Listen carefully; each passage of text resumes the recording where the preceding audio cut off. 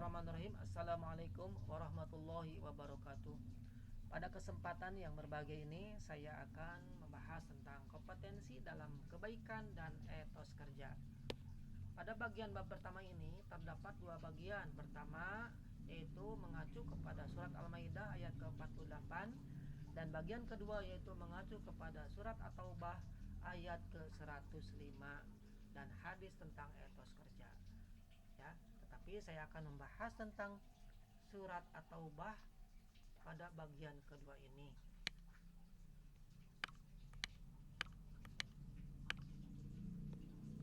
Yang mana surat At-Taubah kita bersama-sama membacakan surat At-Taubah ayat ke-105. A'udzubillahi minasyaitonirrajim. Bismillahirrahmanirrahim. وَقُلِ اعْمَلُوا فَسَيَرَى اللَّهُ عَمَلَكُمْ وَرَسُولُهُ وَالْمُؤْمِنُونَ وَسَتُرَدُّونَ إِلَى عَالِمِ الْغَيْبِ وَالشَّهَادَةِ فَيُنَبِّئُكُم بِمَا كُنتُمْ تَعْمَلُونَ. Dan katakanlah, bekerjalah kamu, maka Allah akan melihat pekerjaanmu.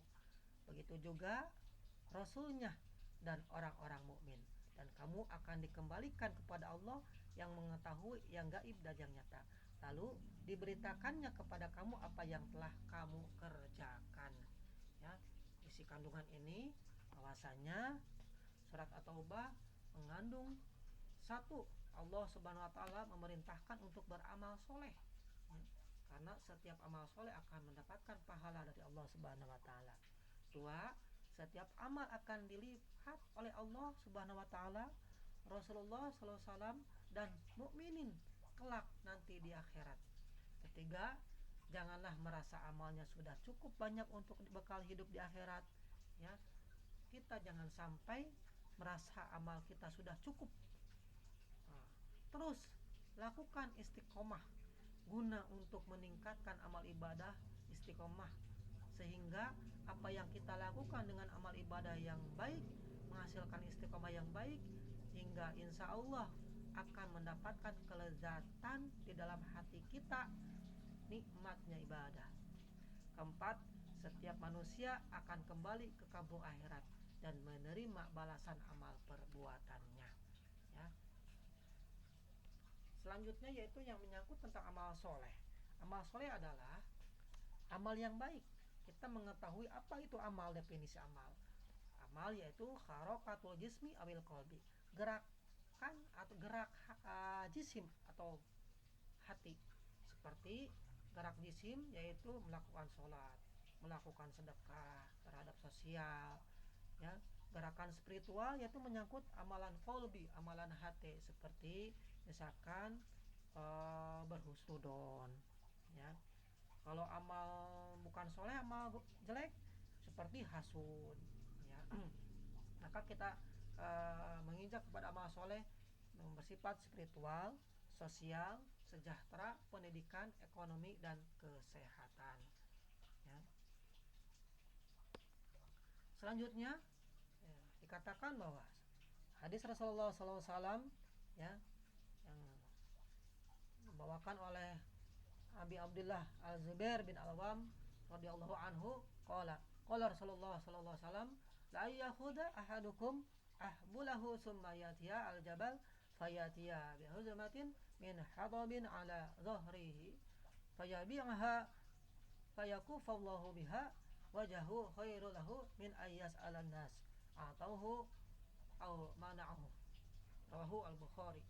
Dari Abdullah Zubair bin Al-Awwam radhiyallahu berkata, Rasulullah SAW bersabda, sungguh sekiranya salah seorang di antara kamu sekalian mengambil beberapa utas tali, kemudian pergi ke gunung dan kembali dengan memikul seikat kayu bakar dan menjualnya, di mana dengan hasil itu Allah mencukupkan kebutuhan hidupnya, maka itu lebih baik baginya daripada ia meminta-minta kepada sesama manusia, baik mereka memberi ataupun tidak memberi, ya.